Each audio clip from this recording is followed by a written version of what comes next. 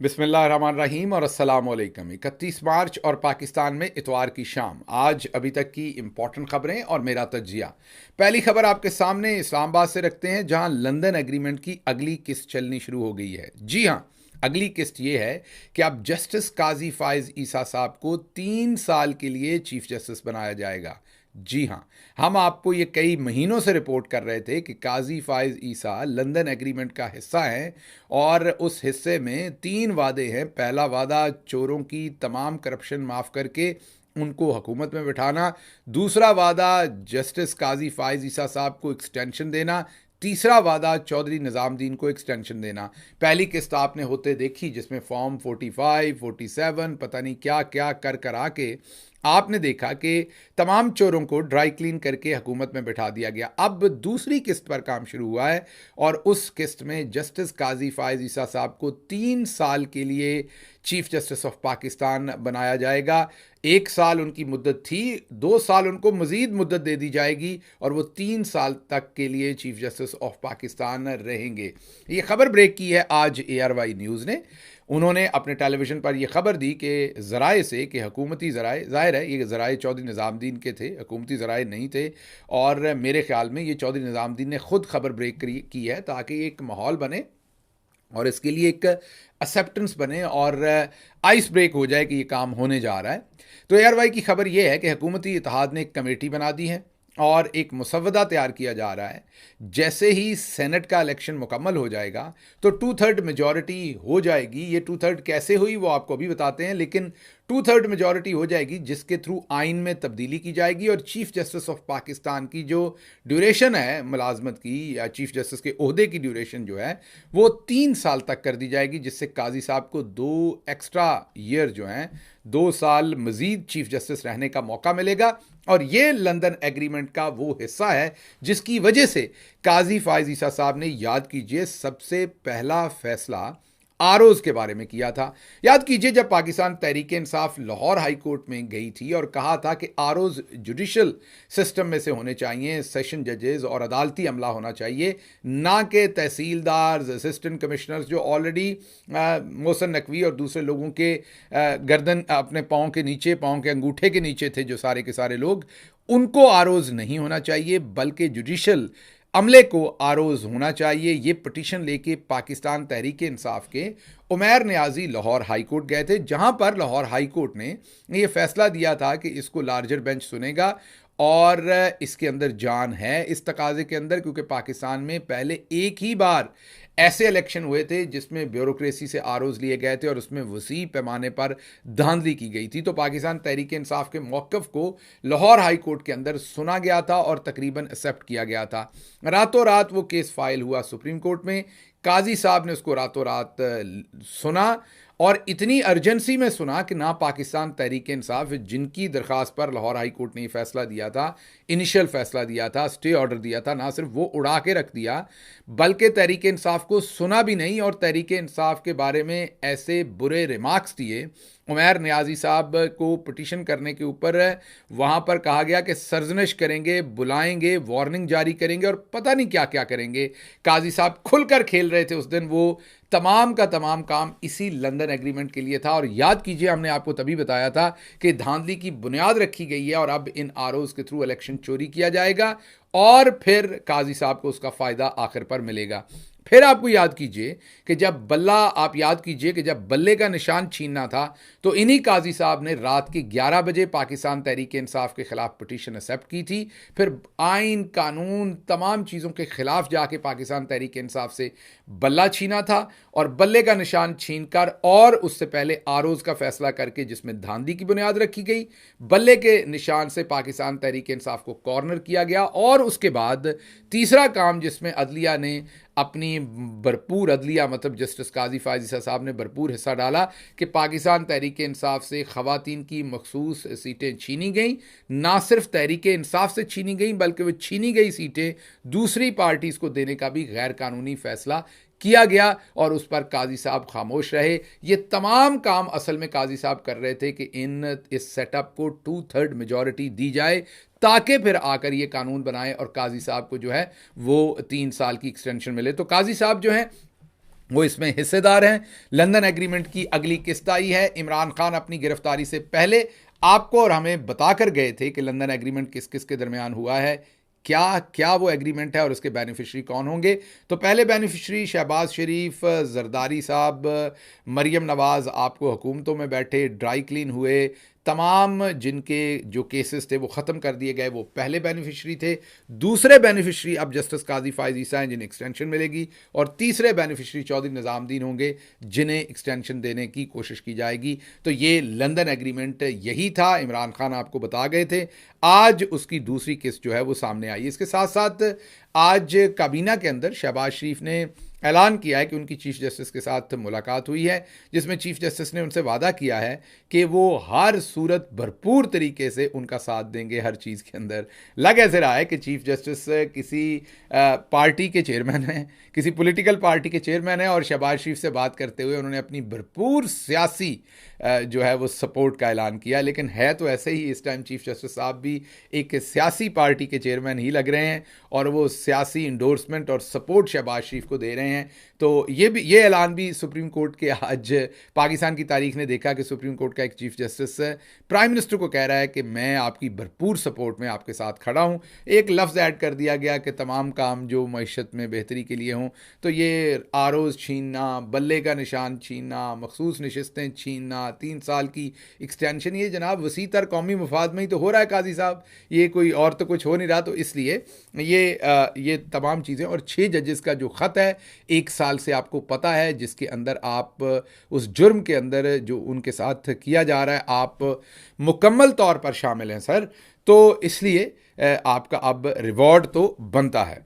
अच्छा जी, अगली खबर जो आपके सामने रखेंगे, वो खबर आपके सामने हम रखेंगे कि बलूचिस्तान और लाहौर हाई कोर्ट बार ने तसद्दुक़ जिलानी साहब का जो एक मेंबर कमीशन बना है उसको मुस्तरद कर दिया है। बलूचिस्तान हाई कोर्ट की जो बार है और लाहौर हाई कोर्ट की जो बार है, दोनों ने अपने अलामिये जारी किए हैं कि हाजिर सर्विस जजेस को इसकी इन्वेस्टिगेशन की जाए, करने दी जाए। रिटायर्ड जजेस इसकी इन्वेस्टिगेशन नहीं कर सकता, और हम इस कमीशन को मुस्तरद करते हैं। ना सिर्फ ये, तसद्दुक़ जिलानी साहब का बेटा जो पाकिस्तान तहरीक इंसाफ का सख्त नाकद है और स्पोक्स पर्सन लगता है पीपल्स पार्टी और नून लीग का, उन्होंने भी इस कमीशन को शायद जिस तरीके से अवाम ने रिएक्ट किया उसकी बुनियाद पर उन्होंने भी इसे मुस्तरद किया है।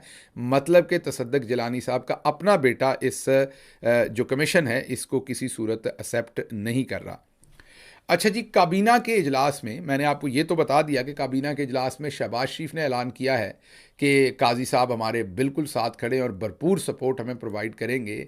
सियासी काजी साहब की स्टेटमेंट वहाँ पढ़कर सुना दी, लेकिन काबीना ने भी एक मार का अंजाम दिया है, और जो मार का काबीना ने अंजाम दिया वो आप सुनेंगे तो सर धुनेंगे। काबीना ने यह कहा है कि जो जजेस ने ख़त लिखा है उसको हम मुस्तरद करते हैं। जी हाँ, ये पाकिस्तान की काबीना जिसने इन्वेस्टिगेशन करानी है, जिसके ऊपर इल्ज़ामात हैं, जिसके ऊपर का मतलब यह है क्योंकि एग्जीक्यूटिव है ना, वो इसी काबीना को हेड प्राइम मिनिस्टर करते हैं, और वही प्राइम मिनिस्टर जो है वो हेड है उन इंटेलिजेंस एजेंसीज़ के जिन्होंने इन 6 जजेस को हरास किया, उनके रिश्तेदारों को अगवा किया, उनके अज़ा के ऊपर करंट लगाए, उनकी फ़िल्में बनाई, उनके घर वालों की, फैमिलीज़ की, उन्हीं के ऊपर इल्ज़ाम है। और वही जजेस को मुस्तरद करें तो फिर इन्वेस्टिगेशन की तो ज़रूरत ही नहीं। जब काबीना ने मुस्तरद कर दिया, पाकिस्तान का जो आला तरीन फोरम है, जो हमारी पार्लियामेंट्री फोरम है, काबीना होती है, उसने मुस्तरद कर दिया है अपनी प्रेस रिलीज़ में कि ये जो जजेस ने ख़त लिखा है इसको हम मुस्तरद करते हैं। और शुक्र है कहीं इन जजेस को जेल में डालने का मुतालबा उन्होंने नहीं कर दिया। अब इसके बाद ये जो एक रुकनी कमीशन है इसका काम तो वैसे ही इसको सब ने मुस्तरद कर दिया हुआ है, लेकिन काबीना के इस बयान के बाद तो फिर इसका काम करना बनता ही नहीं है, क्योंकि अब तो काबीना ने अपना माइंड दे दिया, खुलकर बता दिया। वो काबीना, वो एग्जीक्यूटिव जिन्होंने एक रुकनी मेंबर का बेंच बनाया इन्वेस्टिगेट करने के लिए, उन्होंने इन्वेस्टिगेशन से पहले ही जजेस को झूठा करार दे दिया है और कहा है कि ये उनका ख़त लिखना दुरुस्त नहीं था। एग्जीक्यूटिव ने किसी किस्म की इन्वॉल्वमेंट नहीं की, कोई हरासमेंट नहीं की, वो सब झूठ बोल रहे हैं। इसके बाद मुझे बताइए क्या इन्वेस्टिगेशन और क्यों इन्वेस्टिगेशन और सब कुछ क्या करना है। अच्छा जी, अगली खबर आपके सामने रखते हैं कि काजी फायज ईसा के मदा हसनात मलिक, मतीउल्लाह जान जो रिपोर्ट करते हैं, दोनों अक्सर सुप्रीम कोर्ट से, हसनात मलिक तो कोर्ट रिपोर्टर ही है, मतीउल्लाह जान भी कोर्ट रिपोर्टर हैं, लेकिन और भी चीज़ें वो रिपोर्ट करते हैं।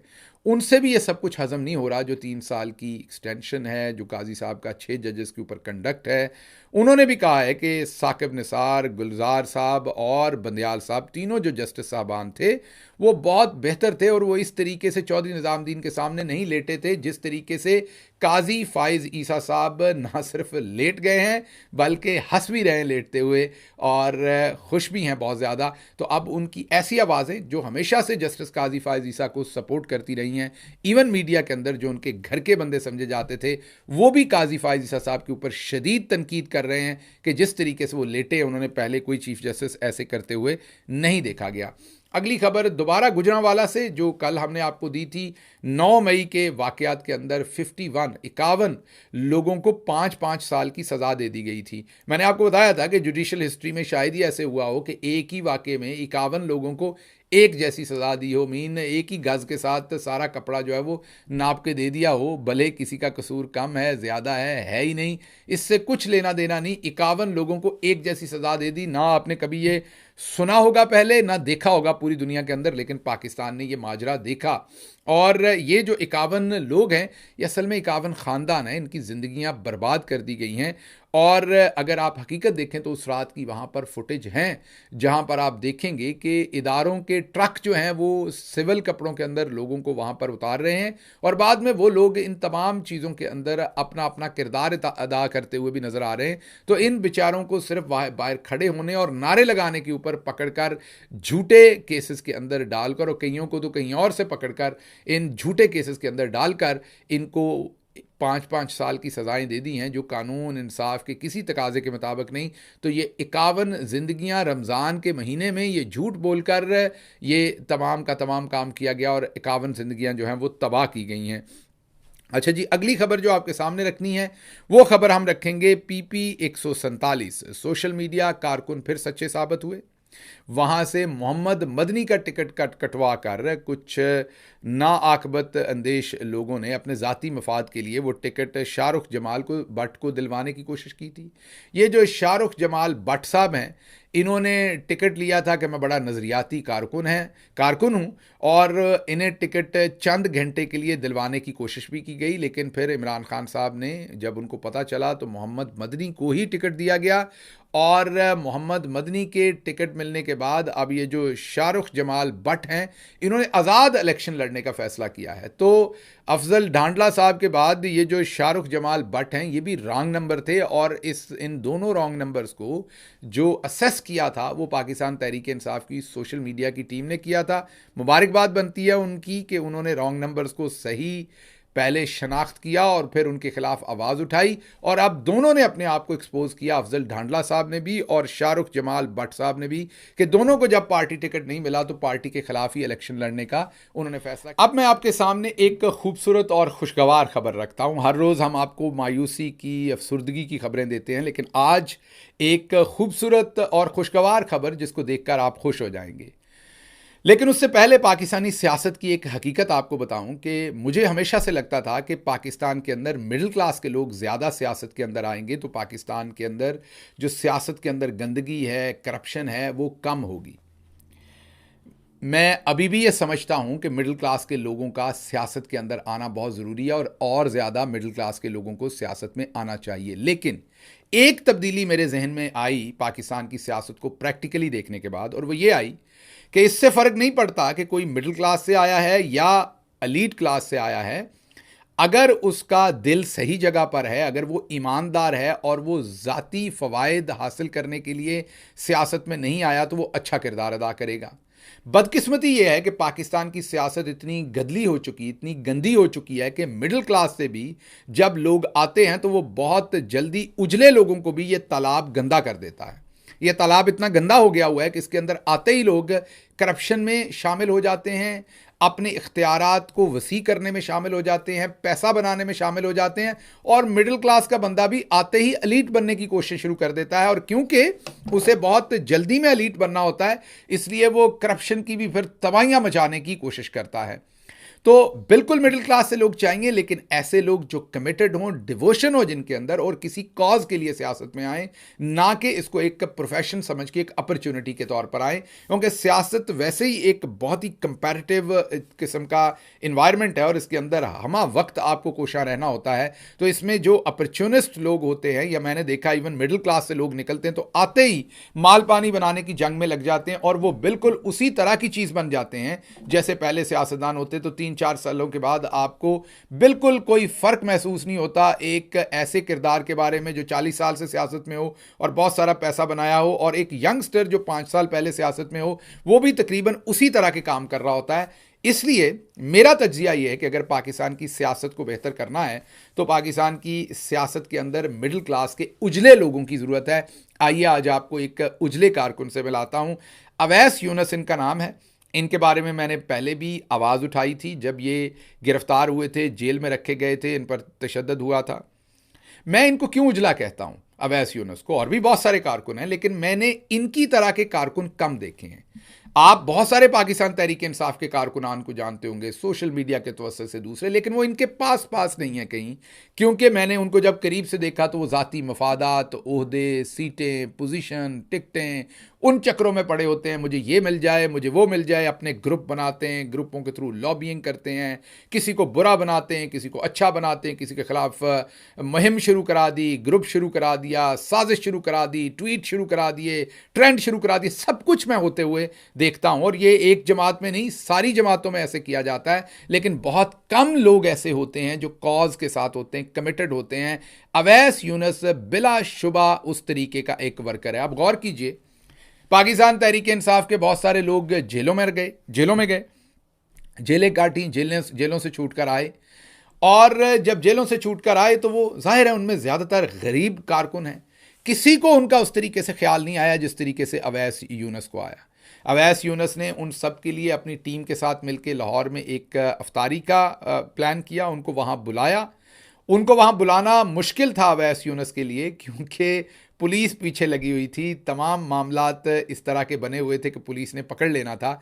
तो बड़ी मुश्किल से एक ऐसी जगह ढूंढी गई जहाँ पर उन सबको इकट्ठा किया जा सके, और वक्त से पहले उनको ना बताया गया ताकि पुलिस ना आ जाए, लीक ना हो जाए। लास्ट मिनट उन सबको वहाँ लाया गया, 200 से ज़्यादा लोगों को वहाँ इकट्ठा किया गया, उनको इफ्तार करवाया गया, उनको सर्टिफिकेट दिए गए, उनकी पजीराई की गई, उनको रिकग्नाइज़ किया गया कि उन्होंने तहरीक के लिए, इमरान खान के लिए, पाकिस्तान की सिविल सोसाइटी के लिए कुर्बानी दी और पाकिस्तान की जमहूरियत के लिए जेल काटी। ये काम तो वैसे हमारी तरह के बड़े बड़े नामों को, बड़े बड़े लीडरान को करना चाहिए था, लेकिन उन्होंने ये काम नहीं किया, बल्कि अवैस यूनुस ने ये काम किया। वो अवैस यूनुस जो किसी टिकट के लिए ख्वाह नहीं होता, वो अवैस यूनुस जो ओहदा नहीं मांगता, वो अवैस यूनुस जो किसी किस्म का कोई ज़ाती इंटरेस्ट, ग्रुपिंग और इस तरह की हरकतें नहीं करता, उस अवैस यूनुस का ये काम काबिले सताइश है। इसलिए मैं उनकी सताइश कर रहा हूं। दिखने में शायद आपको ये एक छोटा सा काम लग रहा होगा कि इफ्तारी के ऊपर 200 लोगों को बुलाया, लेकिन जिस माहौल के अंदर बुलाया, जब पाबंदी है ऐसे इज्तिमा करने की, पकड़ लिया जाता है। और फिर मैंने आपको बताया कि ये काम मेरे जैसे